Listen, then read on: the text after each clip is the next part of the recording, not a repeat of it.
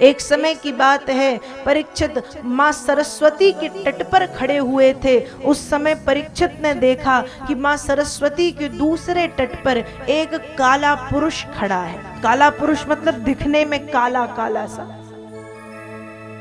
बड़ा लंबा चौड़ा, राजाओं जैसे कपड़े पहने हैं, दिखने में कुरूप है।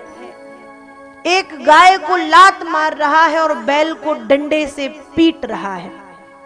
परीक्षित ने जब ये देखा तो परीक्षित को लगता है कि जिस राजा के राज्य में प्राणों से प्रिय प्रजा दुखी होती है, यस्य राष्ट्रे प्रजा सर्वास त्रस्यन्ते साध्य साधुभिः तस्य मत्तस्य नश्यन्ति कीर्ति आयु भगोगति।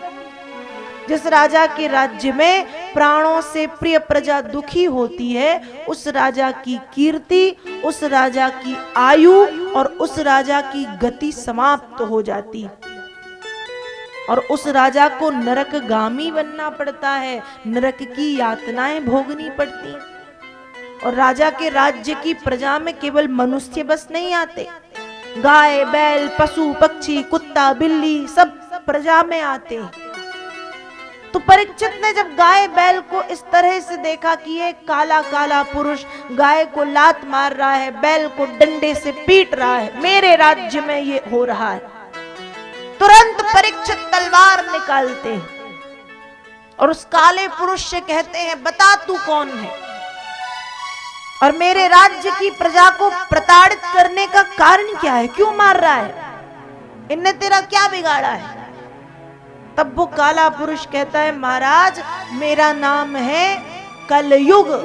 क्या नाम है? कलयुग।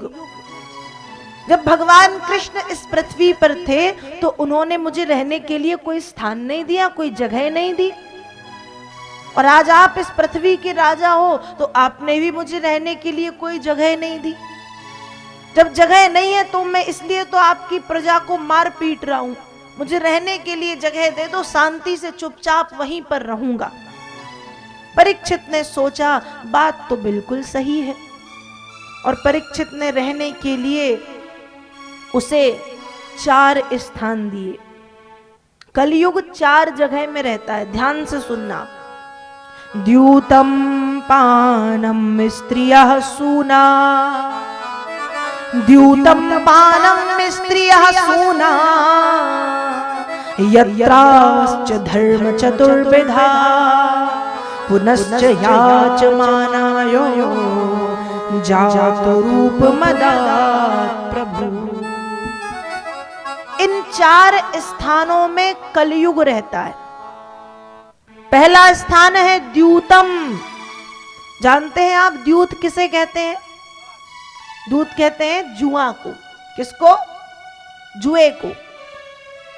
तो कहा कि द्यूतम, जहां जुआ होगा वहां तुम रहोगे।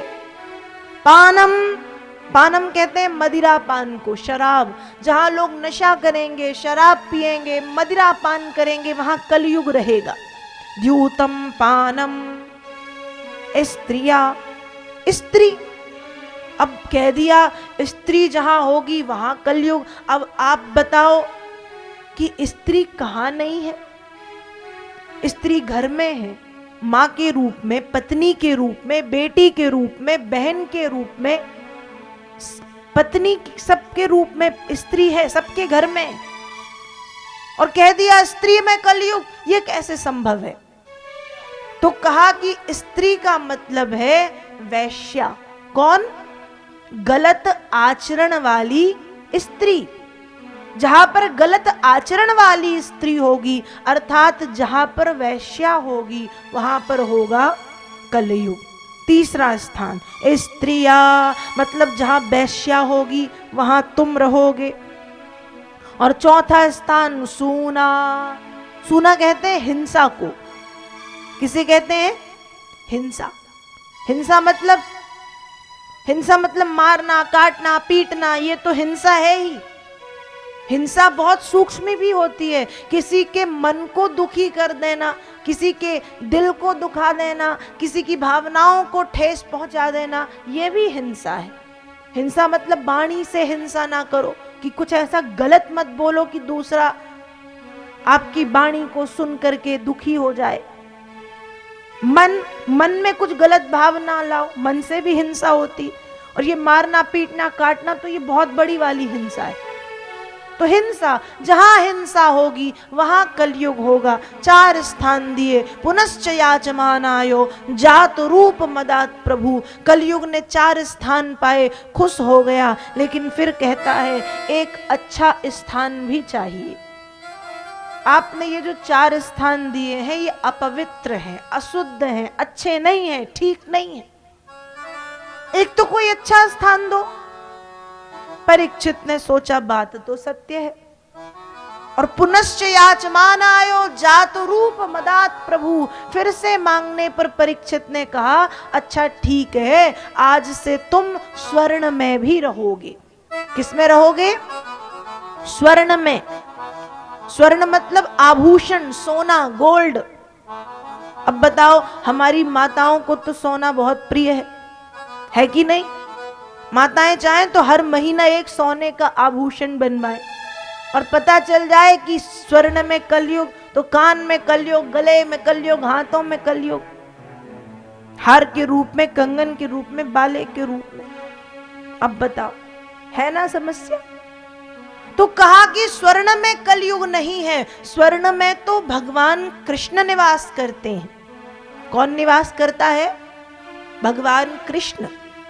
लेकिन जो सोना बुरे तरीके से कमाया जाता है, बुरे तरीके से मतलब किसी का चुरा लिया जाए, किसी का छीन लिया जाए, किसी का हड़प लिया जाए, छल कपट से ले लिया जाए, धोखेबाजी से ले लिया जाए, ऐसे स्वर्ण में कलयुग का वास होता है।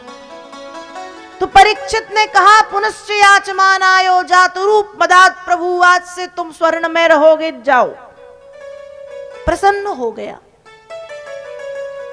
बाहर से कह रहा है महाराज तुम बड़े दयालु हो, कृपालु हो, तुम्हारी जय हो, तुम्हारा ऐसा, तुम्हारा वैसा, बहुत अच्छी अच्छी बात है।